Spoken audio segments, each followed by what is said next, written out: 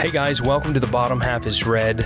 I'm your host, Barron Longstreth, and I am excited to bring to you a show that is going to give you some thought-provoking discussions. It's going to give you some expert insights to both encourage and some practical steps for how to build an organization that can more effectively introduce the world to Jesus Christ. So what is The Bottom Half is Red? It's all about building a culture of excellence. It's about growing your unique and creative identity. And it's about carrying out the will of God at any cost. So you're going to see that through practical teaching tips, developing a culture of giving, creating branding and marketing, or even methods to help guests feel safe and welcomed. This podcast is going to have you covered. But before we dive into today's episode, I want to take just a moment and extend a special invitation to all of our dedicated listeners. If you're looking to get even more involved in our community and gain some access to some behind-the-scenes stuff, become a Patreon supporter. And you can find that link in the episode description or even on Patreon. Just visit The Bottom Half is Red. Listen, we can't wait to welcome you on board and to share this exciting journey. Now, let's jump into today's episode. Hey, this is Barron Longstreth. Welcome again to The Bottom Half is Red. We have with us in studio Pastor Terry Schock. We're so excited about the perspectives that he is going to bring on a subject that I feel like and our executive producer felt like was essential for this first season. Pastor Terry Schock, he is a man who is a kingdom thinker. He's a leader well known in our organization. He has been an advocate for seeing families and leaders grow biblically and mature across the world. And he's an essential voice in this generation. Well, he's been a podcaster as well. And so we share a similar burden for getting the message across the airwaves, and what an opportunity to be able to do that in a setting like this. And we couldn't think of a more appropriate guest to talk about this content than Pastor Terry Schock. Brother Schock, we're so thankful to have you on the program today. Well, thank you for the invitation. I always enjoy connecting with you wherever it is. Likewise. This is the first time behind microphones, but this is great. Thanks. We appreciate you coming by. We got a big topic today. What are we talking about today? We're talking about establishing a biblically centered culture. And we believe that Brother Schock's perspectives are really going to help influence our audience. And we're super excited, Brother Schock. We're glad to have you in dealing with this. So it's a broad subject. And what we've done is try to narrow it down to 4 or 5 questions, but mainly we're not necessarily that interested in getting all the questions answered. We just want your perspectives for whatever the content is. We want you to be able just to expound on that to whatever degree you want. And so no limitations today, out of the box thinking. We want our audience just to have the raw, authentic Pastor Terry Schock. Okay. That's what we want today. So we're super excited about it, and we're going to dive right in, and I believe that this episode is going to be an amazing journey today. So, Brother Schock, first question here for you. Let me lob this over to you. What does it mean to you to establish a biblically centered culture in a church setting? Well, I think we have to look at it, and it's at the basic foundational point. If we're talking creating culture, we know that values determine culture. Right.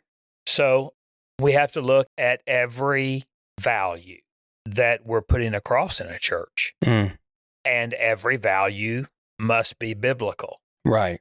Now I love this topic. When I saw what the topic was, you look at some topics and it's like, oh yeah, whatever. But you get into a topic like this, and it's the main one. If we're going to create a biblically centered culture, then as basic as this sounds and as elementary as it sounds, the Bible has to be the final word. Right. Period. The Bible has to be the final word.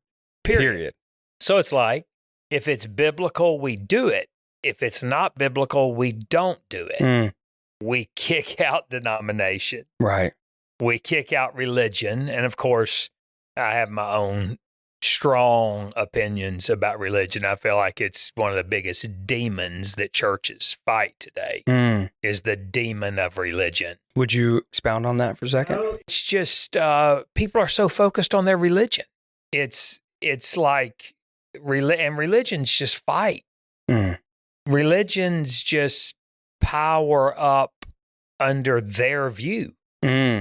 And so when you look at this, it's like, well, sure, we're going to create a biblical culture if we can just choose what part of the Bible our religion focuses on. Right. Yeah, I see where you're going with that. Yeah. So it's that, but at the same time, there may well be traditions that we have that when we look at a biblical principle, it doesn't just come, right out in the Bible and say, thou shalt not watch a movie that is rated blah. Right. Okay. So we may put some traditions or some teachings that explains that principle of set no wicked thing before your eyes, or take no pleasure in unrighteousness. Okay, so yes, we have to have Bible for what we do. We come under fire a lot for some of our quote unquote traditions. Right. Well, if it's a tradition that is protecting an obvious biblical principle, but it's not spelled out in 2023 language. You see where I'm going with that? I gotcha. I like it. It's good. So when we're talking about if we're going to establish a biblically, sound culture, Ray Johnson pastored a church in Denham Springs. When he took the church, it was 25 people. His son told me this morning by text that he averaged teaching 3 Bible studies a week for 50 years. Oh my. Well, that's 7,800 Bible studies. Now, the church has a membership today of over 2,000 people. Just an amazing man. He passed away a few years ago, but we had the privilege, probably for about a 4-year span, I would minister in their church every year. We'd get to go out and eat. We developed quite a friendship the last 4 years of his life. He made this comment. He said, I speak where the Bible speaks, and I'm silent where the Bible's silent. Wow. Because we were asking him, Melanie and I, meeting with him, trying to find out, and that's what he said. He said, if the Bible is silent, I'm silent. But if the Bible speaks, I speak. The saying that I like to say is let the word do the heavy lifting. That's good. We're trying to, we're interjecting a lot of us. And so if we're going to have that culture, if we're going to build this culture, then we love everybody. Yes, we honor, we respect, but doesn't matter how long somebody's been a member of the church. It doesn't matter who they are. It doesn't matter what position they have. It doesn't matter if it's the pastor, the head deacon, elder, whatever. It does not matter. What matters is, what does the word say? And I'm not saying be mean with it, but the Bible clearly says speak the truth in love. Okay, a lot of people, we take that and we dive right into love. Well, wait, not so quick. Yes, love is important, but what did the front part of that say? Speak the truth. And the truth based on what? The word. And yes, in love, but first in truth. Wow. And I don't know how we're going to truly build biblical cultures. Without the Bible. Without that. Yeah. I mean, plain and simple. Plain and simple. Yeah. Easy. No, the statement you said is just, it's about the Bible, period. Period. That's it. First and foremost, you can't have a biblical centered culture without the Bible and the concepts that are in the Bible. This brings us to, some of these things seem like obvious questions, right? Until you really try to flesh them out. How does a local church or ministry flesh these things out? So yeah, by and large, I might say, oh yeah, we're Christian or whatever. But flesh this out, like the hows of it, or how do you identify that, or what is the language you speak, or, whatever the branding aspect is. But they seem like simple questions, but in reality, like you said, you have to allow the word to speak, or you're silent where it doesn't. And that's not easy to do. No. Because there is a lot of us involved in this, where there shouldn't be. Right. There becomes a lot of us. And so, wow, I appreciate that. So let's start getting into some of the practical aspects of this. So the challenges and the pitfalls, what are some of the common obstacles that we see in maintaining a biblically centered culture? So expound on that for us, if you would. Well, I think we'd first go to flesh, flesh, and then we could go to human will. Then we could go to flesh. And then we could go to human opinions. Right. And then let's not forget flesh. And then we have human preference. And we have flesh. And we have family traditions. Wow. And we have flesh. It's there. It's there. Then we have religious traditions. Then we have flesh. It's going to be there. And flesh. And flesh. And flesh. Wow. We want to be so in control. We want our way. We want it how we want it. We are flesh. And the biggest issue I have between living a biblically sound life is me. Yeah.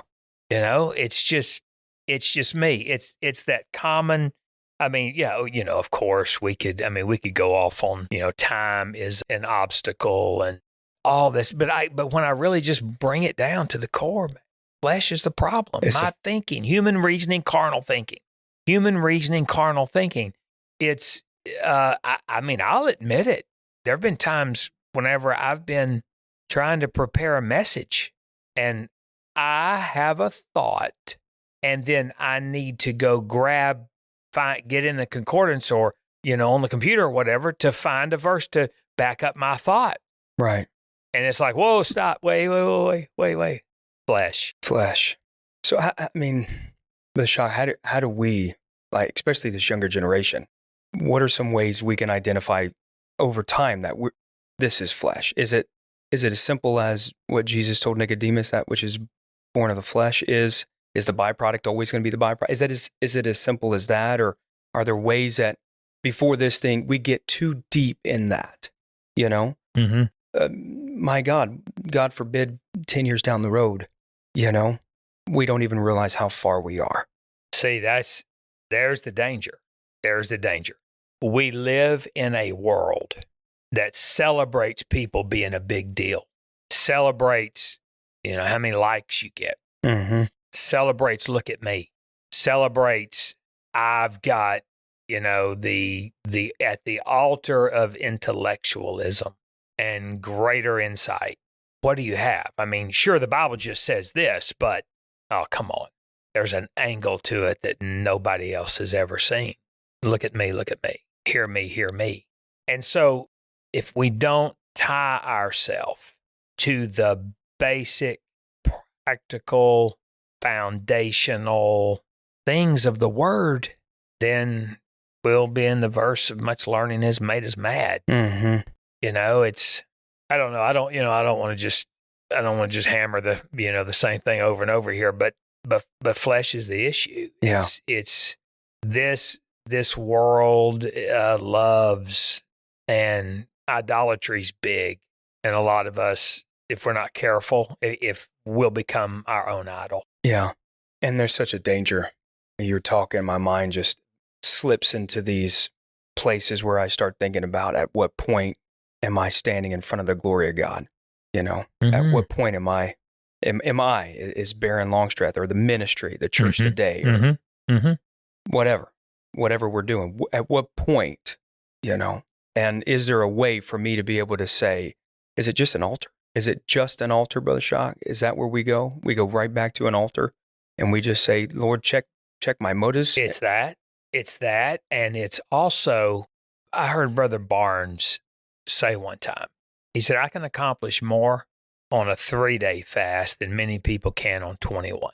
He said, because every day I tell myself no about something. Every day I tell myself no.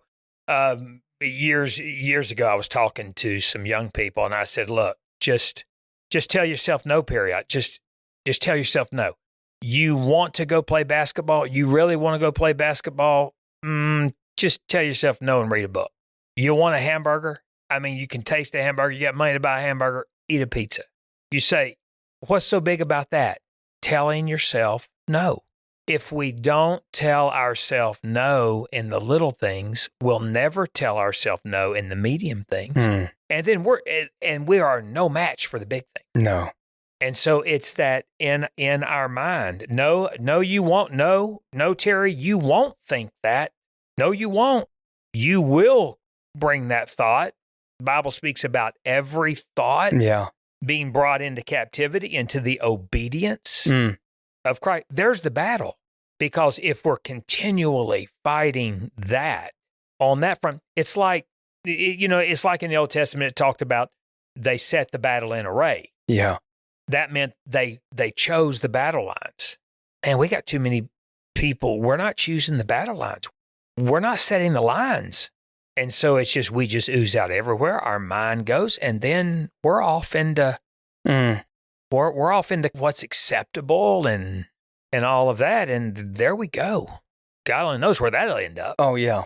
It's going back to the point you made in the very beginning. It's the Bible, period. Now this is going to sound terrible to some people. Where I am now, if somebody is not coming from a strong Bible principle, I don't even want to hear them. It's kind of like that great leadership principle revelation that I finally got several years ago. There are people I listen to, and there are people I appear to be listening to. That's good. That's how I view the pulpit. Going to be nice, not going to pick a fight, but click. Yeah. I mean, it's just got to be Bible. The word's the only thing that's going to last. Yeah. I mean, people's lives are going crazy. We can't give them whipped cream. It's got to be something that they can lock into and go home and study and know where to go after we're through ministering. And I think that brings us to this third question, because we're going to talk about, just for a second, trying to balance tradition and adaptation. So how can churches embrace this ever-changing culture while staying true to biblical teachings? Boy, this is a good question. This is a good one. Now, the word there in the question was contemporary. Okay, key word. Now, this is going to sound like I'm veering off, but give me a second to kind of take the shoulder of the road, and I'll get back on it. Many years ago, I started hearing people say this to other people in our particular organization, leaders to leaders. Don't leave the organization. Let's change it from within. Don't leave the organization. Let's change it from within. Well, I mean, I thought that's a pretty cool thing. I wasn't going anywhere. I've seen many who have.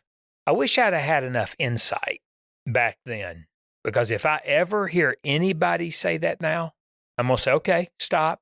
Exactly what changes are you referring to? Right. Don't give me a general, don't throw out some general thing like that. Let's get real with it. When we're talking about adapting or dealing with this quote unquote contemporary culture, let's not be vague.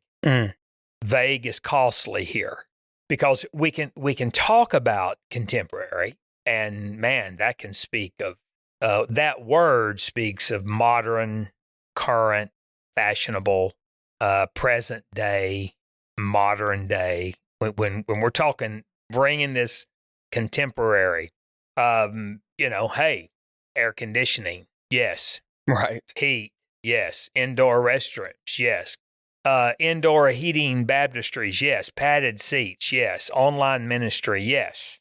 Culture, contemporary. Individualism, no. Wow, that's a good point. that now we're in contemporary, we're talking culture, individualism. That's a big part of culture. If you study American culture, you're going to run right into individualism. So what do we say? We say it's a body. It's the body of Christ. We say don't be independent, and we say don't be dependent. We say be interdependent, because interdependent speaks of a body. So a lot of these things in contemporary culture, yes, screens, yes, projected words, yes, practicing the music and it having a flow, yes, all of that. But individualism, no. Relativism, no, absolutely not. No truth, just good points of view. Right. So contemporary, there would be no consumerism in this culture. No, not in the church, not people that come, give me. What you got for me, tonight, preacher? I don't like that song. I'm not worshiping. Right. I don't like that. Okay, consumerism. So when we're talking about how can we bring it in, and I'm all the time blasting people who are getting hung up on, well, back in the good old days. Well, everybody has their good old days. Right. I mean, so, the angel from heaven didn't come and say, all right, everybody adopt that the 30s is the good old days. No, there are people that thought the 30s, the 40s, the 50s, 60s, 70s. Okay, so let's get over all that junk.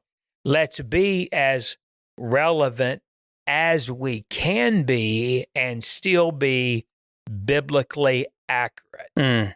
That's good. So I'm all for giving where we can give, being in line with the day we're in where we can. The Bible's very clear about love not the world, neither the things of the world, and it starts spelling it out. Right. So yes, we're not wanting to run our churches like we just got off the ark. We're wanting to be in this century, but we better be very careful. Oh, my goodness. And I think you're just leading into the question that I think your opinion on this is going to be greatly valued. And that is the leader's role in all this. What responsibilities do pastors and church leaders have in all of that? Really, in the last three questions, what is the pastor's role or the leader's role in all of that? All of it. All of it. It all rests.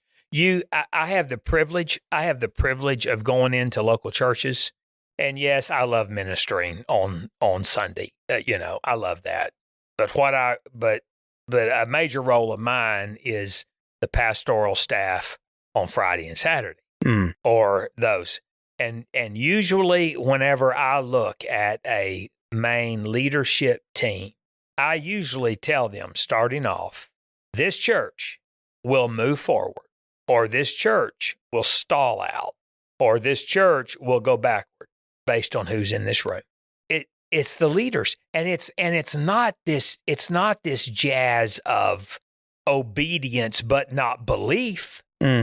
People will obey for a paycheck. Mm-hmm. People will obey a list of something to keep their golden microphone they get to sing in. Right. People will obey. No.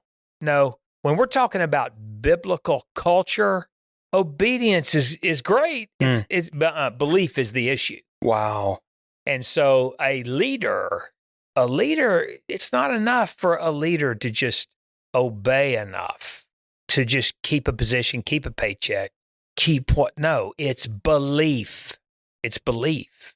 And so if we have leaders that are not running their life biblically, I mean, if we have leaders who are not striving, I mean, I know this is a battle, but if we have leaders who are not doing it, the church has no chance. No chance at all. No chance whatsoever. I know I have probably frustrated some people with this one, but I have said in some teaching and in some churches and at camp meetings, if we were really going to be truthful, what we would say whenever it was time to take up the offering, we would say, okay, now it's time for us to worship God in giving. Would the God robbers come down now and take the offering? And after the God robbers come down, the God robbers are going to lead us some more in praise and worship. And Well, I hope you God robbers did a good job teaching the Sunday school, and you God robbers that are back there opening the door. Okay, no. Our lives have to match up, and it's a fight. Right. We're all flesh.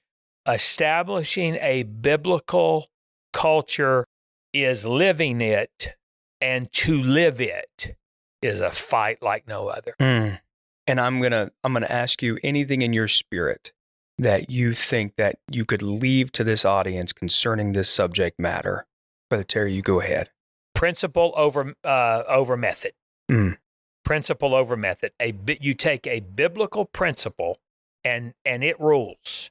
There's no problem with changing some methods, but it's don't let the methods rule. Don't let the methods drive. When method supersedes principle, you're shot. Yeah. And for people, leaders, teach people how to study the Bible. If they don't know about Blue Letter Bible, they need to know about blueletterbible.com. Go on your computer. Anybody can use it. It's a great Bible study. Hey, I'll make a personal push right here. Melanie, my wife, wrote Eat This Book. It's fantastic. It's just a great book. She has recently come out with a 40-day online teaching that is just, the book is expanded like times 10, and it's downloadables, videos, and all this. People have got to know how to get into the Word of God. I would challenge everybody, don't read one printed thing in the morning until you've read at least a verse. That's good. At least a verse. Don't, I understand that's tough. Some of you people that's got little kids, it's you can't control your time. They're jumping up in bed with you and waking you up. I get that. I'm not trying to put pressure on people with young children. Okay, but man, wake up quoting. Get out of bed quoting a verse in your head. Train yourself that the first waking thought is how big God is. Get the filter of the Word in your head ASAP, and for God's sake, realize the power of the concordance. Are you having a lust problem? You'll find that in the L's. Are you having a mouth problem? A word, that's M. Right. Are you having an anger problem? First letter without the A. I mean, let's not complicate this. Let's get this practically in our life, and let's live a biblically centered life. Thank you so much for joining us on The Bottom Half is Red. Listen, I hope you have enjoyed your time with us today and gained something of value. If you love what you heard today, please do not forget to subscribe to our podcast and leave us a review on your favorite podcast platform. This helps us. Your feedback is incredibly crucial, and we want to improve on what we're doing and to bring you the best content possible. You can find us on Facebook, look us up, Instagram, even YouTube at The Bottom Half is Red. Hey, be sure to check the episode description for any links to any resources that we have mentioned during the show. You don't want to miss out. This podcast is a production of The Church Today here in the great city of Tulsa, and the executive producer is our very own David Tandera. I hope you've had a fantastic time, and we look forward to having you with us again on our next episode of The Bottom Half is Red. We'll see you then.